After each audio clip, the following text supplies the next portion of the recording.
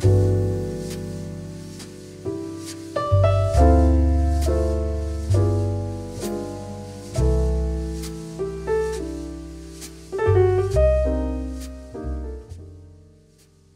everyone, I'm really excited today because I got myself an Archer and Olive blackout journal. There seems to be a growing appreciation for blackout journaling. It looks really cool and it's a nice creative challenge journaling on black paper. You have to think a little bit differently to normal. You need to use different pens and the way you use them is slightly different too. So I thought I'd do a quick review on the journal itself before going into some tips on how to journal on black paper.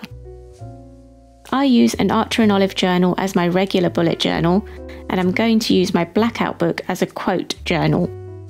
Whenever I'm reading or watching something, I often come across quotes or paragraphs that I want to remember. Every time I find something that resonates with me, I'll put it in my blackout journal. This will allow me to have some fun in a blackout journal and save some space in my regular bullet journal as well. Archer and Olive journals are just beautiful. The company is one lady called Bonnie who created these beautiful notebooks from her converted dining room at home. Being a bullet journaler herself, I feel like she really understands the needs of a creative journaler, and you can see how that's influenced the design of the book.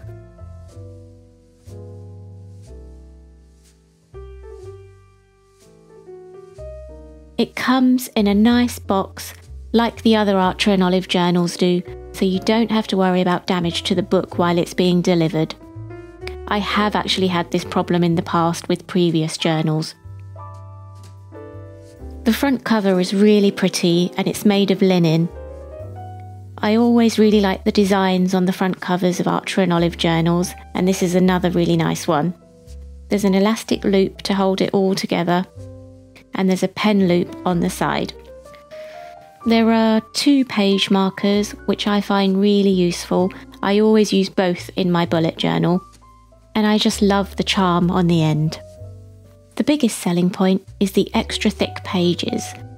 Just like in the other Archer and Olive bullet journals, the paper is 160 GSM, so you never need to be afraid to use any pen you like. This is really important for journaling on black paper because the pens that you use have more ink flowing through them.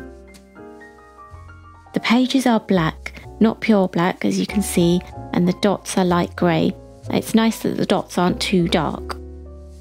I found it quite hard to find a notebook with black paper that's also a dot grid, so I'm really happy to have found this one. Especially here in the UK, it doesn't really seem like we have as much choice as they do in the US. So I'll leave a link to the retailer that I bought this from in the UK. The pages are gilded, which looks and feels really nice.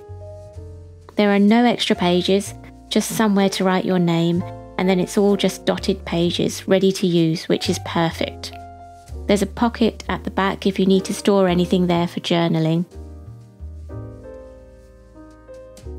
There aren't any page numbers, so you would need to write them in.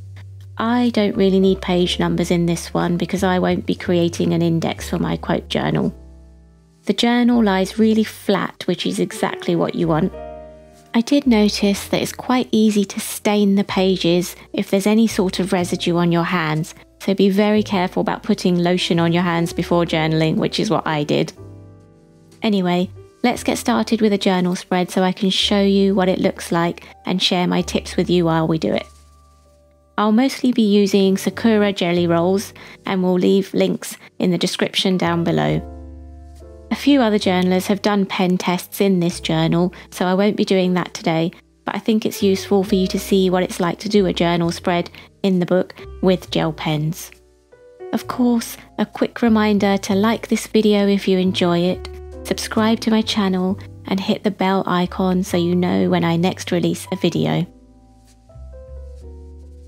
First and foremost, be light with pencil. If you like to draft a few things in pencil before going in with pen, make sure you go really light. It can be quite difficult to rub out pencil lines after. Use gel pens, paint markers or chalk pens. Regular pens won't show up on black paper. I'm using the Sakura Moonlight Jelly Rolls in size 10, which is a 1mm nib. This flows onto the paper really well without getting stuck, and the colours in the Moonlight pack are perfect for black paper.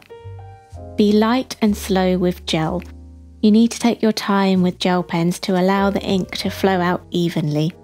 For the best results, make sure you don't press down too hard and use slow movements. Also try to keep the pen upright if you feel you aren't getting enough ink. Wait for the pens to dry. Ink that sits on top of the paper like this smudge very easily. You need to steer clear of it once it's on the page and observe how wet it is before going near it again. Wait until the pens are fully dry before touching or writing over them. Allow extra time for chalk pens and paint pens, preferably giving a few hours for those to dry. Factor in extra time for your spread. As you can see, drawing on black paper takes a bit longer because you have to go slow with the pens and also wait for them to dry. So when you sit down to journal in your blackout journal, go in with the right mindset and allow yourself to slow down and enjoy the process.